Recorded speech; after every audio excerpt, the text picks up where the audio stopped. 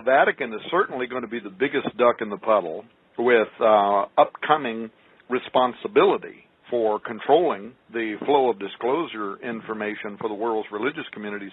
They're certainly not alone among consulting academia. For instance, there are astronomers who are working to pinpoint the alien home bases. This is part of what's a real mystery to us right now. And they're searching for what they call Dyson spheres. They're searching for large artificial structures.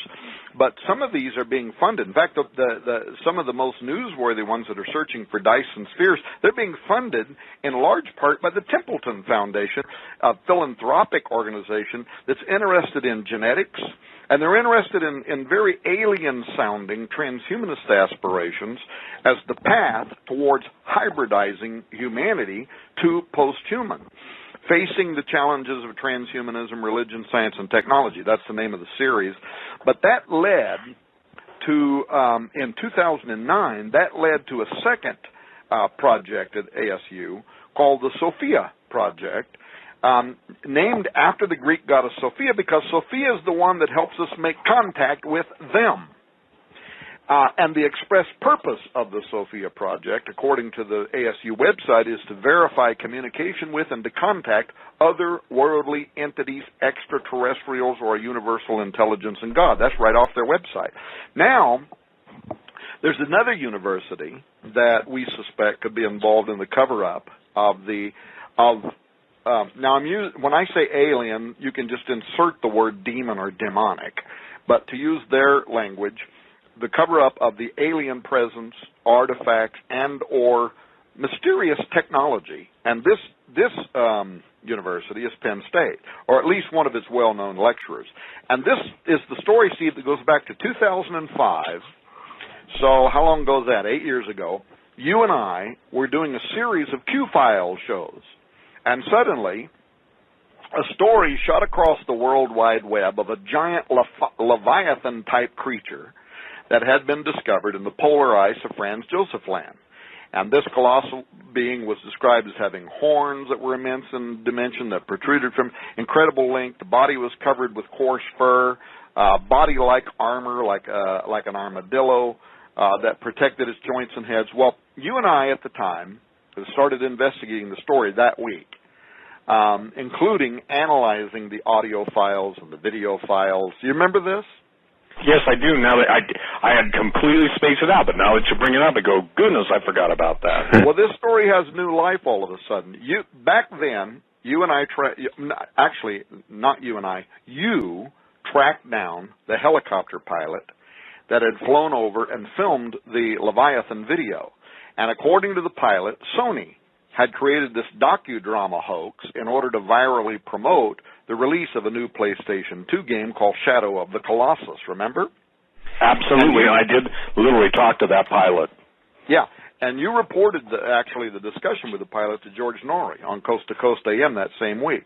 But before the whole thing was put to rest, other evidence was being unearthed by a couple of people that were working for me at Raiders News Network that suggested maybe all of us had only scratched the surface of what was really a much deeper mystery, or a bait and switch that was designed to throw people off the trail of a legitimate recovery effort at or near the Franz Josef site. Well, among the most interesting and potentially telling pieces of that puzzle was a senior lecturer in anthropology and American studies at Penn State University by the name of P.J. Caplati.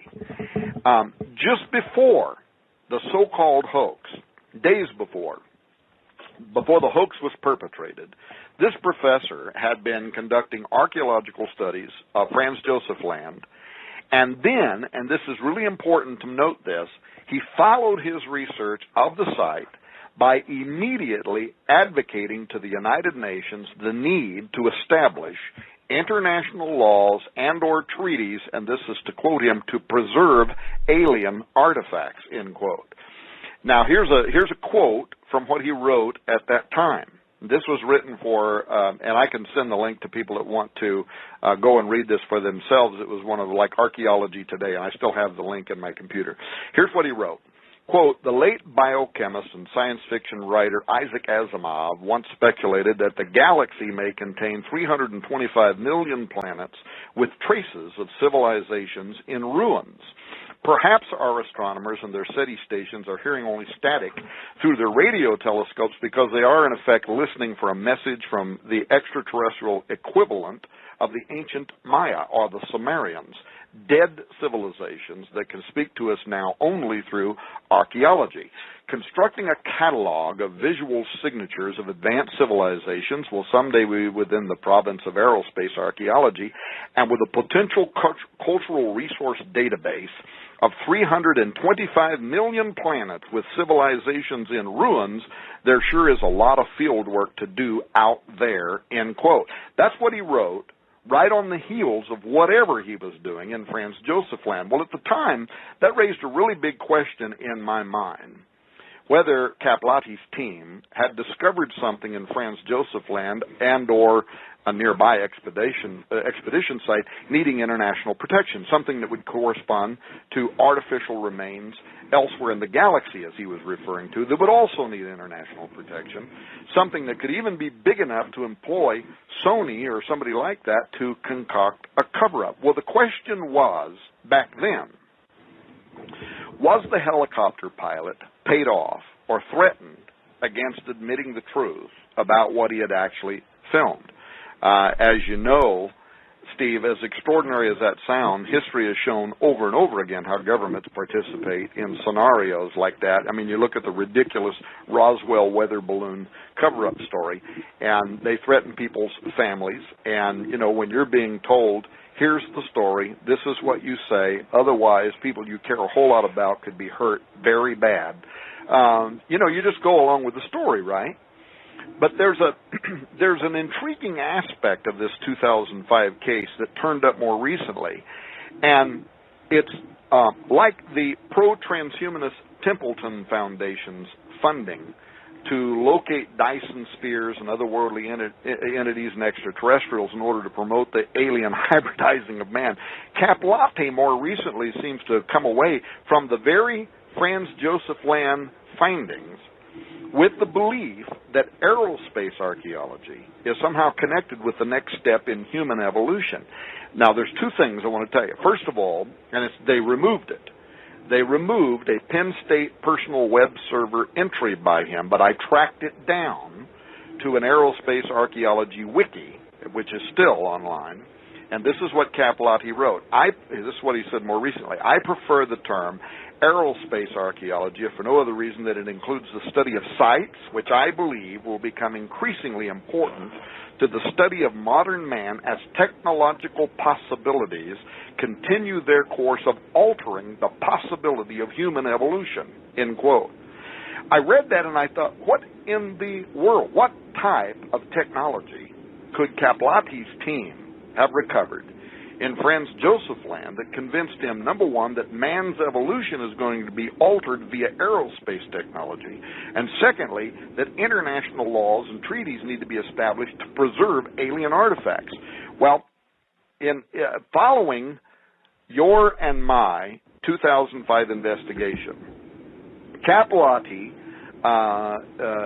wrote a book called The Human Archaeology of Space, Lunar, Planetary, and Interstellar Relics of Exploration. It was published by McFarland Publishing, in which he discusses the very same shadow of the Colossus Leviathan conspiracy that you and I investigated, and furthermore, he quotes me and you.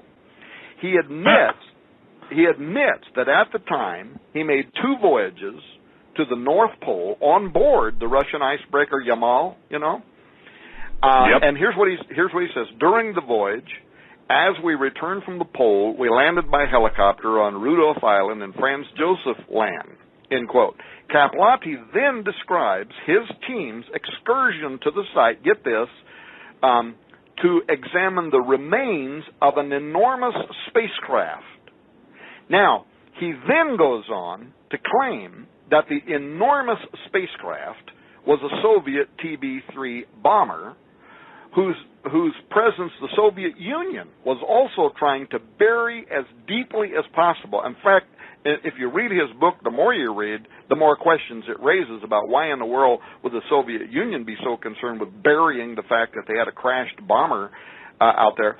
But why surveying a crashed airplane could be described as needing international laws and treaties to preserve alien artifacts, why it would be described as an enormous spacecraft, and how would it have the power to alter humanity via aerospace archaeology. Nothing in this sentence, nothing in these paragraphs that he writes adds up. But then he actually takes several pages, not only to talk about the shadow of the Colossus Leviathan conspiracy, but he starts naming our research.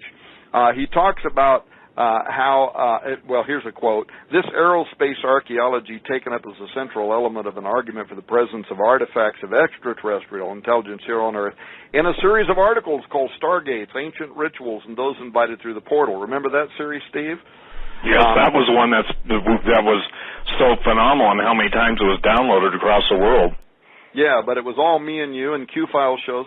Anyway, it's posted on, I think it might have been posted on your site. It was posted on Raiders News Update, and he goes on to talk about how we speculated that it was the disbelievers that were being conned, in this case by a specially created hoax that was in fact part of a larger cosmic conspiracy involving, you guessed it, me, end quote. That's an exact quote. But after republishing this large part of our investigation in his Archaeology of Space and Interstellar Relics work, Caplati then repeats his claim, nothing otherworldly was discovered at Franz Josef Land, but he does so once again without explaining how could a crashed Soviet airplane lead to the next step in human evolution, nor why, following whatever was discovered in the Arctic Ocean north of Russia, that had provoked his immediate advocacy of international treaties to preserve alien artifacts. So it's quite amazing, isn't it?